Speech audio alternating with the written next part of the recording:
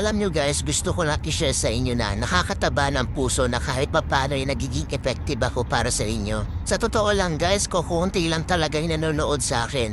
Yung magkaroon lang ako ng 200 views tsaka 10 hearts, masayang masaya na ako nun. Obvious naman na small TikToker lang ako. Hindi katulad ng ibang influencer dyan ng mga sikat kung makabenta ay sobrang dami. Pero ako guys, kahit ganyan lang yan no, ang saya-saya, promise. Kahit ganyan lang guys, feeling ko hindi ako napanghihinaan ng loob. Kumbaga, tuloy-tuloy lang, enjoy lang sa TikTok. Sana naman sa mga mahilig mag-check out dyan, sana lang ma-appreciate nyo din kami mga small TikToker na gumagawa ng mga original content. Hayaan nyo na yung mga influencer, mayayaman na yun. Yung tipong sila naka-iPhone 14, yung mga video camera nila, gaganda. Tapos ako naka-Realme, ang labo pa. Support nyo naman ako guys as a small TikToker dito na gumagawa ng original content. Sana ma-appreciate niyo po ang mga video ko. Salamat!